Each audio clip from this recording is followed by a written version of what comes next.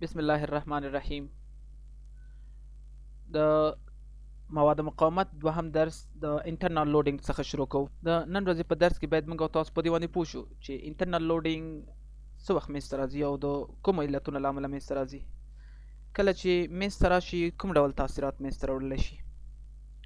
انټرنل لوډینګ داسې ویلی شو کله چې په یو عنصر باندې خارجي قوه عمل وکوي، که هغه لوډ اوسیږي یا فرض مثال هغه کوم ایریا اوسیږي، هر څه چې وي، یعنی یو عنصر یې موږ او تاسو فرض وو، نو په دې عنصر باندې خارجي قوه عمل وکوي، نو د دغې خارجي قوې له اثره د عنصر په داخل کې تاثیرات رامنځته کیږي چې دغه تاثیرات بیا قوه او مومنت تولیدوي.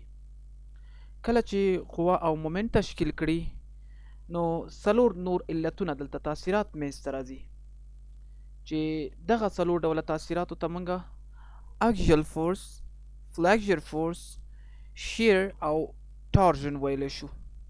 یعنی دغه څلور ډوله علتونه د مومنت او د فورس له سره بیا منځته راځي، او فورس او مومنت دا د خارجي قوې له سره منځته راځي چې دی فورس او مومنت ته موږ بیا انټرنل فورس هم ویلی شو.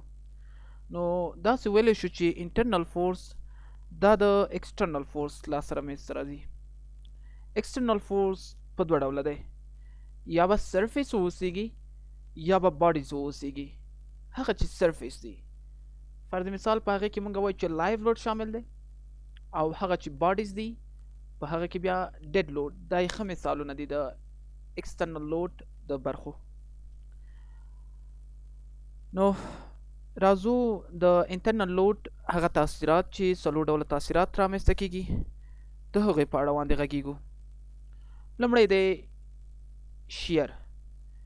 شیر په اصلا کې دا ماتېدلو ته ویلی کیږي، او شیر موږ داسې تعریفولی شو یا شیر فورس چې شیر فورس دا د خارجي قوې له سره منځته راځي.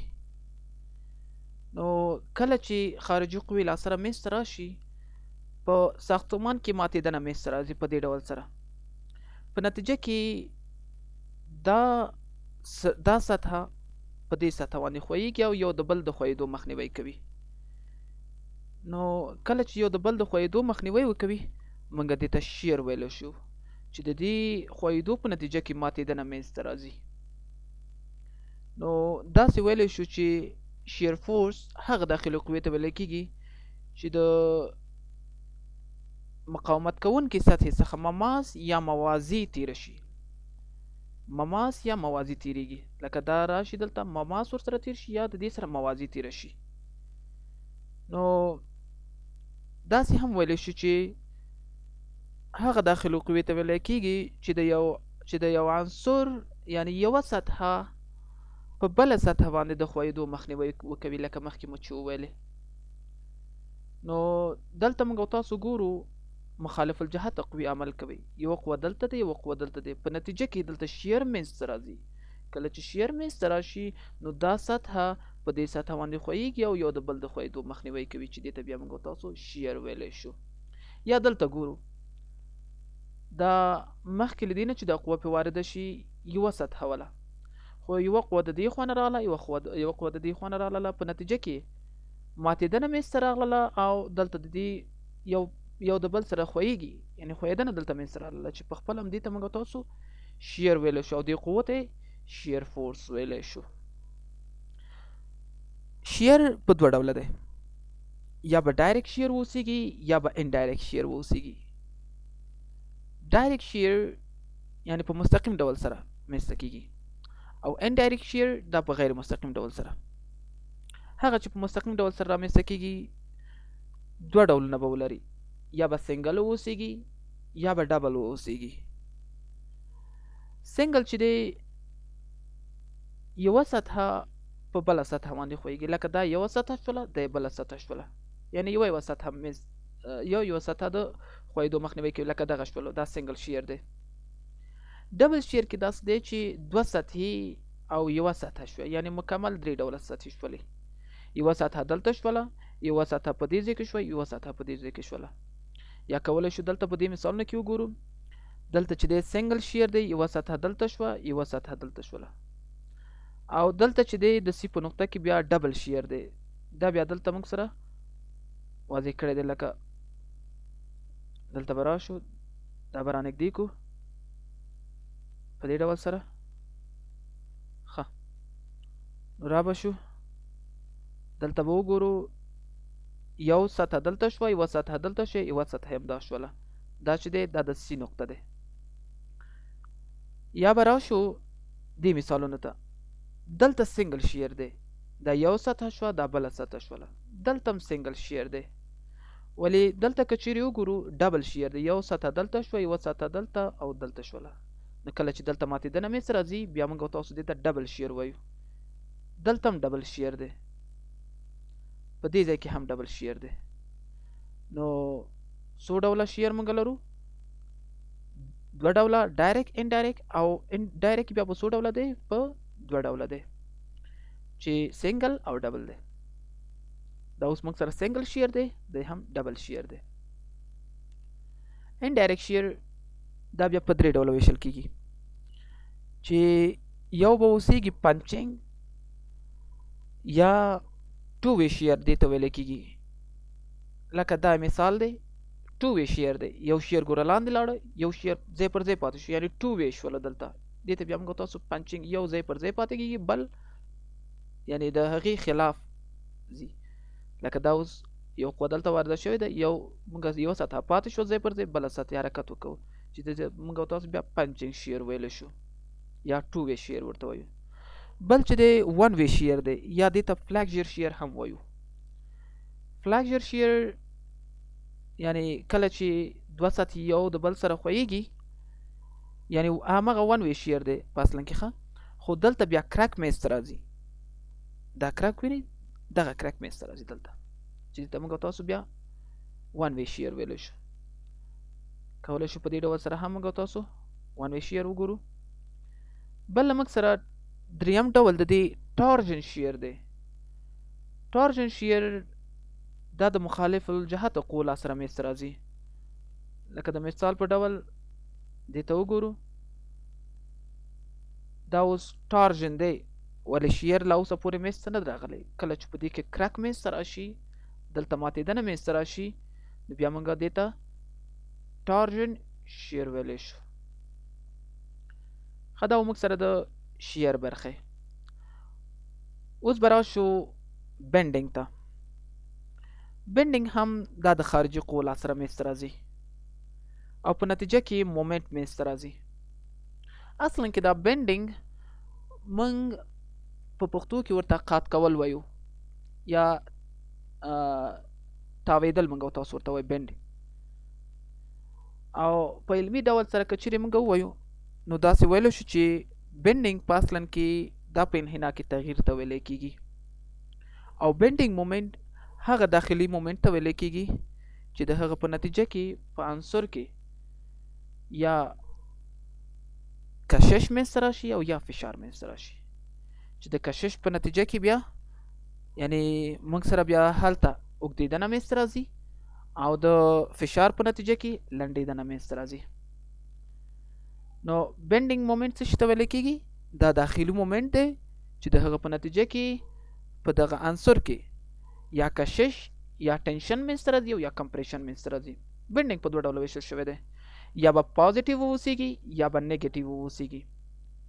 هغه چې پازیټیو بینډینګ مومنټ دی، نو پازیټیو بینډینګ هغه بینډینګ ته ویل کېږي چې د هغه د خنثا محور یا نیچر اکسس پورتنۍ برخه یې په کمپریشن کې اوسیږي او لاندنۍ برخه په ټنشن کې اوسیږي. لکه دلته موږ ګورو خارجي قوې په عمل کړی دی، پاسنۍ برخه په کمپریشن کې دی او لاندنۍ برخه په ټنشن کې شوله. خنثا محور مو یاد کړو. خنثا محور هغه محور ته ویل کېږي چې د هغه یوه برخه په ټنشن کې اوسیږي او بله برخه په کمپریشن کې اوسیږي. نو پازیټیو بینډینګ کوم بینډینګ ته ویل کېږي چې د هغه پاسنۍ برخه یا پورتنۍ برخه په کمپریشن کې او لاندنۍ برخه په ټنشن کې اوسیږي. بیا کولی شو چې پازیټیو بینډینګ په دې ډول سره هم وښیو. بل نیگیټیو بینډینګ دی.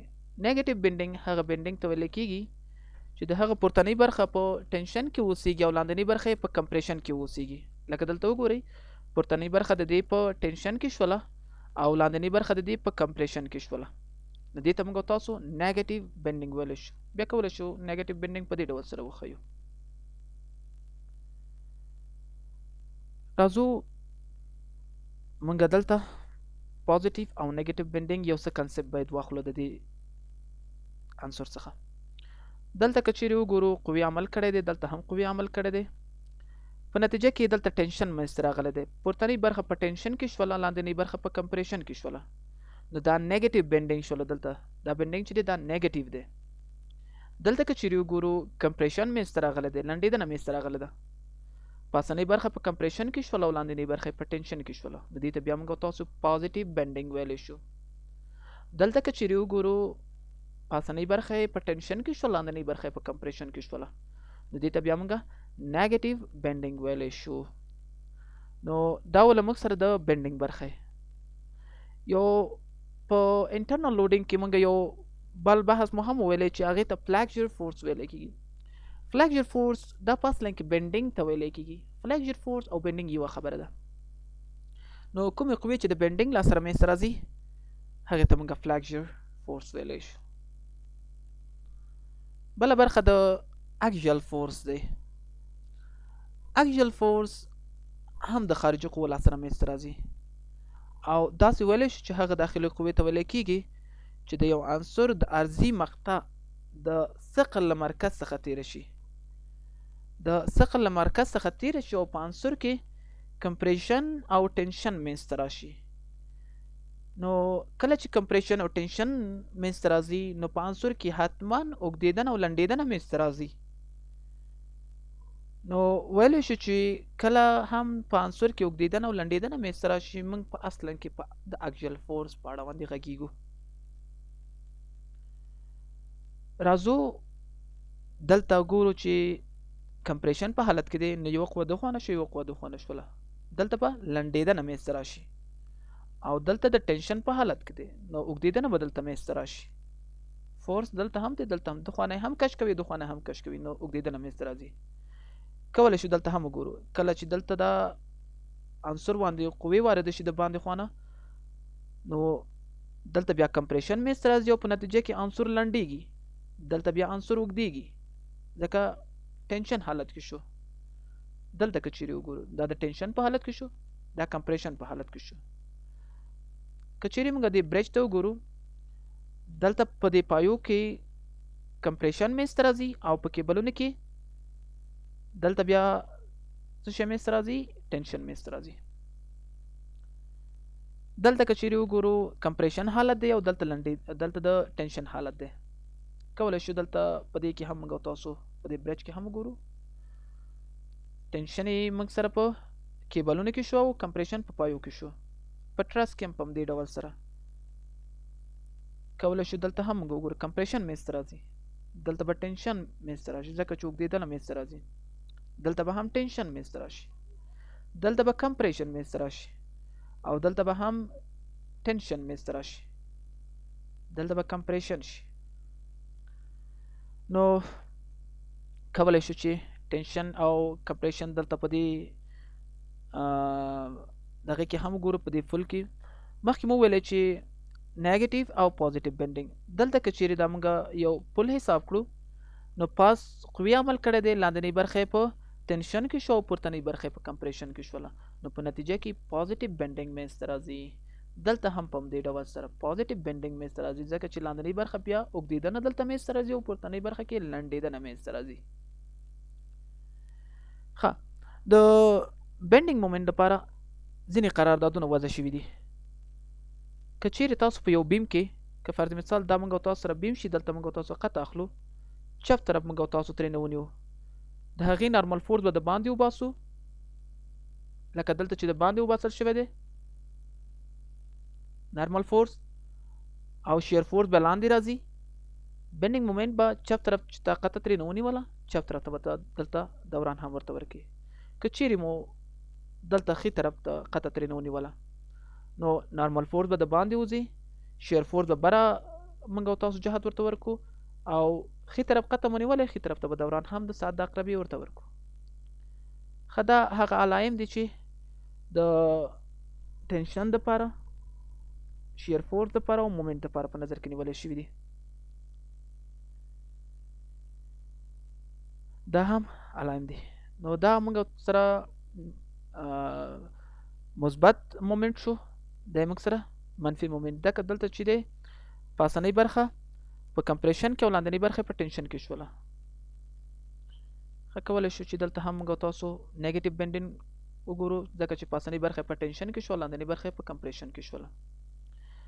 ښه دا له موږ سره د بینډینګ مومنټ برخه. اوس راځو ټارجن ته چې دا هم د خارجي قوو له سره رامنځته کېږي. ټارجن په اصلا کې ټویسټینګ ته ویل کېږي، یا موږ تاسو ورته دوران وایو.